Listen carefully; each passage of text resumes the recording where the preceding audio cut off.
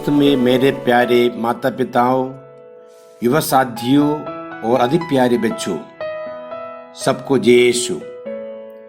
चरनी की ओर हमारी यात्रा के 22 दिन बीत चुके हैं। आज 23वां दिन है।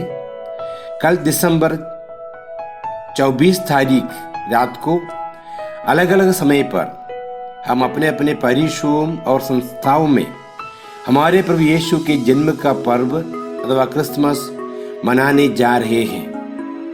बीते 22 दिनों में हमारे प्रभु यीशु के रक्षादायी आगमन से जुड़े पुराने और नए विधानों के पवित्र वचनों पर हम मनन चिंतन किए। पूजन विधि के अनुसार आज हमारे मनन चिंतन के लिए दिया गया है संत यूहन्ना का सुसमाचार अध्याय 1 पद संख्या 43 से 51 तक। इस पाठ में एक वाक्य मेरा ध्यान आकर्षित किया। वह ये है, जब नथानिएल ने यीशु से कहा, आप मुझे कैसे जानते हैं?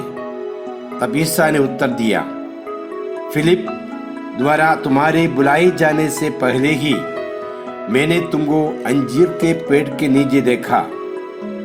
यीशु का कहने का तात्पर्य यह है कि ईश्वर सब कुछ जानने वाले हैं। इंसान को समय है और स्थल है। Man has time and space. मानव का जानकारी और उपस्थिति समय और स्थल पर आधारित है और सीमित है, बल्कि ईश्वर सर्वोपरि और असीमित है। वही सर्वोपरि ईश्वर मानव का रूप धारण कर इस पृथ्वी पर इसलिए जन्मा कि हम मानव को भी वही असीमित स्थल की ओर ले जाए।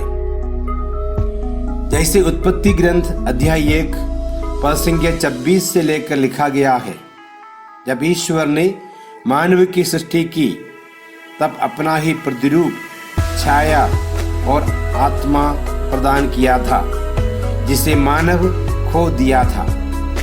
ईश्वर ने अपने मानव जन्म से हमें अपना खोया हुआ महत्व वापस दिलाया है। इसलिए ईश्वर अपने आप को शून्य बनाया और मानव रूप धारण किए ताकि मानव का उद्धार किए जाए। मानव को वही छाया, प्रतिरूप और अनंत जीवन वापस मिले जो आदि में जब ईश्वर ने मानव की सृष्टि की तब दिया गया था।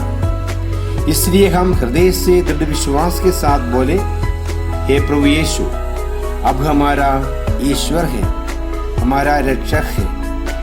इस सच्चाई को हम दिल से विश्वास करते हैं और स्वीकार करते हैं। हमारा विश्वास को दृढ़ बनाइए ताकि हम दूसरों को भी हिम्मत के साथ इस सच्चाई का साक्ष्य दे सके। आमीन।